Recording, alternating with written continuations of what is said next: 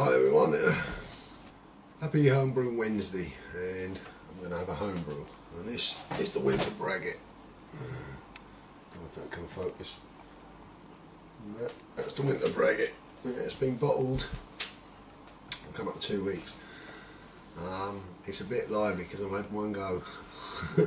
one of the bottles exploded, so it's a bit of a bomb. But the rest of them are alright. I mean, it's been stuck outside.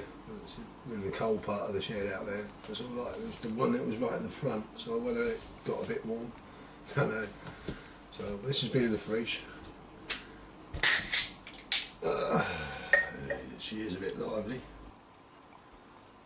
Okay. Well, there she is, my Winter Braggot. This was an experimental brew. We just left over stuff in the cupboard.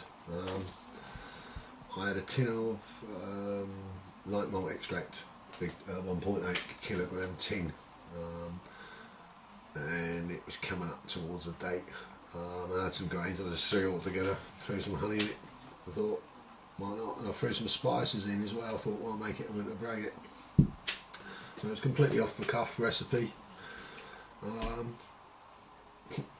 As you do, just to use some old stuff up. So there we go.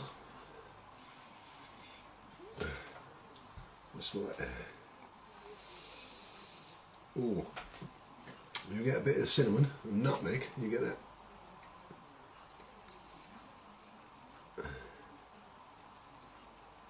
There's some allspice as well.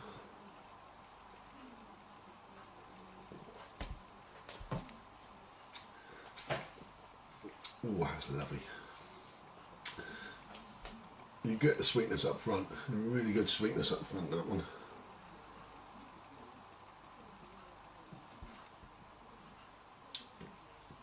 And then with the spices and the bittering coming through, the spices start to come through, the bittering then kicks in before the spices have left the palate. So you get that you know, the dry fruit peel that you put in Christmas cakes and Christmas puddings. That's what that's like. Raisins. Yeah, very nice.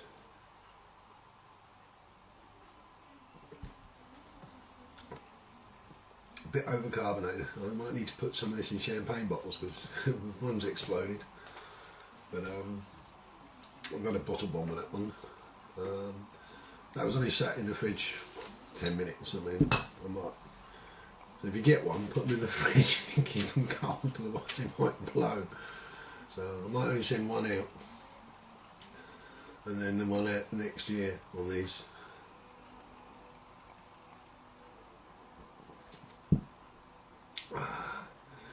Right, I did film some stuff earlier, so we'll go and look at that now. Bit of a busy week with the meads. Cherry mead that I did on the Racking and Tips a month ago, still bubbling slowly. You can see the spice and vanilla pods rising and some gas bubbles coming off the yeast bed. So I'm going to leave that for another month to flavour more. Did have a quick taste. It's still a bit. I want the vanilla to come through a bit more, so I'm going to leave it for another month on that one. Been busy doing some programs for the Making Mead series, as you know. But I've got a stir plate, and I thought I'd give it a go, see if it works and the heat pad works. All the markings are off, so I'm going to turn it up and see what temperature it stabilises at, and then turn it down or up again. I'm going to gradually mark it myself on that one, so I'll have a look at that one now. Okay, this is a stir plate given. It's a laboratory one. It's got a heating control, but as you can see, it's very bland, so we'll have to put the settings up, and measure the temperature in the water. Once it's reached, then the light clicks out to give me a rough idea. I think it goes up to 80, but we'll play around with that. That's going to take a while to do. There's the control, speed control.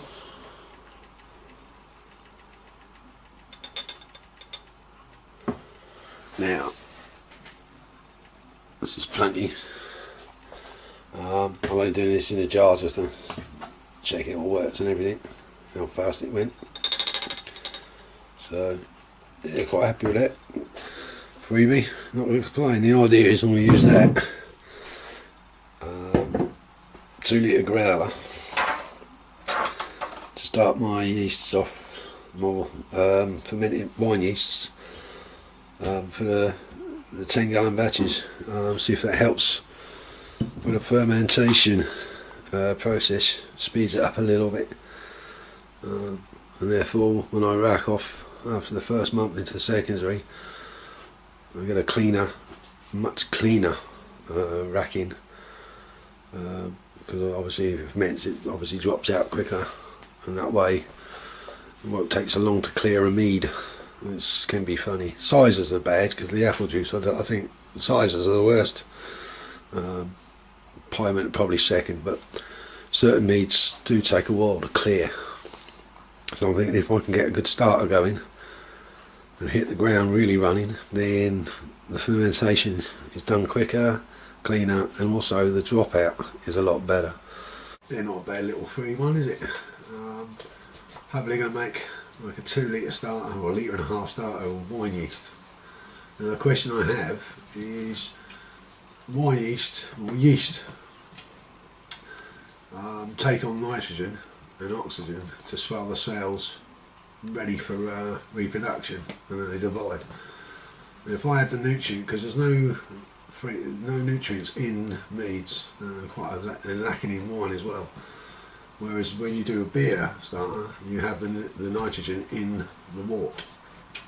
So my question is, if I put nutrient in for say 6 hours first to get the yeast ready to multiply, and then add the must, a bit of must, in this case it will be honey, in theory it should just explode and multiply like hell, because the nutrients will be there, and they will reproduce very quickly. So the question is, do I put the nutrient in first and then add the sugar, or put it all together, you reckon? So there's a question for you lot, comments below. I had a bit of a clear through on some of the stuff I've in my boxes of equipment and that, and paperwork, and I came across this. Now if you're in the UK, you know Boots used to be one of the only main street suppliers of beer equipment. This is from 1986 to 1987, so I've still even got what I wrote out as an order sheet, and it came to £5.50. I've actually got the beers of this. So if any of you kit brewers in the UK that buy kits, they're still going, we're going then. I'll give you an idea. Geordie Bitter, £2.79 for a can. There you go. That's all about that. Tom Caxton's Best Bitter. Caxton's £3.29 a kit. So, and with the inflation now, I think actually the kits now are cheaper than they were then. If you take all the, I mean that's nearly 30 years old, so I think the kits are actually a bit cheaper. Just our wages ain't gone up enough, I think. So yeah, I thought that'd be interesting. The other one I found was I was given this piece of, well, I got given some winemaking equipment years ago. I forgot about this. Now, if anyone's got an idea, sorry, the phone, if anyone's got an idea what that is, it's like a tulip. Now, there's a capillary, like a thermometer glass, and graduation marks, and they start off down the bottom and they get closer and closer and closer, and at the top there's like a bowl with a small spout. Now, I've got no idea what that is. I've tried researching on the internet, and on the side it says Loftus Homemade Wine Equipment London. So, if any of you brewers or winemakers out there got an idea what that is and what it's for, be interesting to know. It comes in its own little case. I thought at first it was a viscosity measurement. You put the top line at the top, take it off, measure a time, and how much is flowed through is how thin or how much body your wine's got. That's my theory. I have no idea. So if anyone knows what that is, I'll take a couple of pictures and I'll put them on the video at the end, and someone can have a good look. But if any of you know what that is, let us know in the comments. Keep it clean, but any good answers, I'll send you a, get in touch, and then I'll send you a bottle of Braggot, Winter Braggot. It's just been bottled. So there, that's one for you YouTubers to find out. All grain brewing. We had a hell of a storm yesterday, thunder and lightning last night. Lovely and sunny today, but the wind's up and it's quite dark clouds on the horizon. I just ain't getting the time for the weather to go out and do an all grain at the moment, which is a pain and shame because I've had my regulator and pipe come and I want to get on with one. Brewing front basically is just down in the meads for the series. We'll be doing lots of 1 gallon batches on that, and I don't want to use too much space up on the shelving because they sit there for a long time. I've got plenty of beer anyhow, some cider that I made. So that's it on the brewing front. Big shout out to Justin Oram of Oram Wines. Check his channel out. Very interesting channel, got some good tips. Following his peach wine. Next year I might try and do a peach mead in the spring. So, excuse me. Oh, that is a good Christmas drink actually. Needs a bit more time to condition to clear, but that is a really nice drink. The other big shout is to Grant Baker from New Zealand, and he asked a question about using some different ale yeast for meads, and we've been corresponding with his base recipe and everything, and just giving some advice. So yeah, cheers Grant, and good luck with that one. This is going down very well.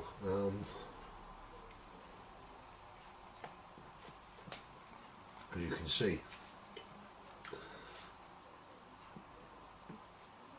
you can taste the honey, the aroma and the delicate flavours of the honey haven't come through yet. I didn't expect them to in 2 weeks. But you get that sweetness of the honey, and there is a slight aroma with it.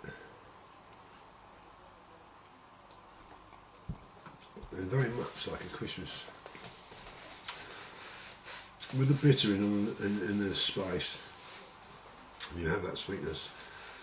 You do get that Christmas pudding type flavour. Definitely get that raisins. It's melded quite well, the alcohol and all the flavours. So when that's aged a bit, I'm going to be really hoping that it's going to really shine out, because that's quite good. It's blended well, all the separate elements. Wow, nice to taste my own homebrew for once for a while.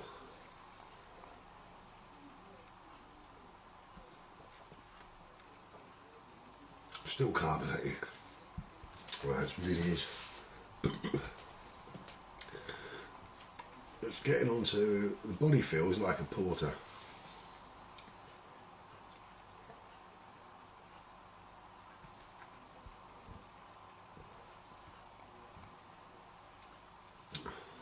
Yeah.